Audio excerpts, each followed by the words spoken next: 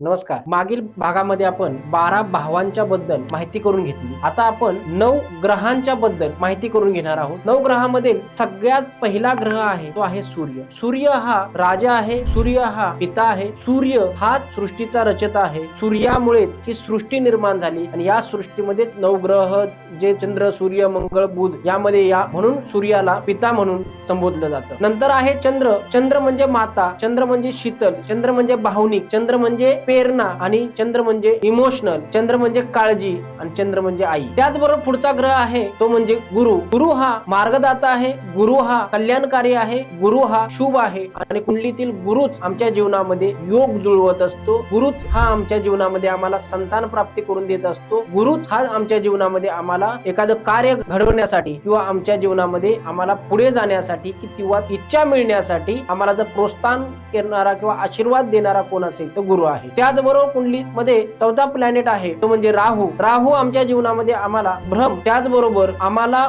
मोह किंवा आमच्या जीवनामध्ये आम्हाला त्रास किंवा आम्हाला संकटामध्ये टाकणारा किंवा आम्हाला दिशाहीन करणारा किंवा आम्हाला बेचैन करणारा जर ग्रह कुंडलीत मध्ये कुठला असेल तर राहू आहे. त्याच्यानंतरचा जो ग्रह आहे तो बुध आहे. बुध हा ग्रह, या ग्रहाकडे आपली स्वतःची विचार करण्याची क्षमता कोणतीच नाहीये. बुध हा ग्रह दुसऱ्यांच्या विचारानुसार वागतो. म्हणजे की बुध हा ग्रहाला जो ग्रह पॉझिटिव्ह ग्रह मिळाला सोबत तर पॉझिटिव्ह विचार करतो, निगेटिव्ह ग्रह सोबत मिळाला तर निगेटिव्ह विचार करतो. बुध हा एक प्रेरक ग्रह आहे. बुध हा वाणीचा कारक आहे. बुध हा उद्योगाचा कारक आहे. बुध हा व्यवसायाचा कारक आहे. बुध हा एक प्रॉस्पेरिटीचा कारक आहे. परंतु तो पॉझिटिव्ह किंवा निगेटिव्ह कोणत्या ग्रहासोबत आहे हे तितकंच पाहणं गरजेचं आहे. त्याचबरोबर बुध नंतर जो आपला ग्रह येतो शुक्र. शुक्र म्हणजे लक्झरी, शुक्र म्हणजे आराम, शुक्र म्हणजे बेडरूम, शुक्र म्हणजे उत्तम कौशल्य, शुक्र म्हणजे लक्झरी. शुक्र आमच्या जीवनामध्ये आम्हाला उत्तम असं आरोग्य देतो, उत्तम असं आमची लाईफ देतो, उत्तम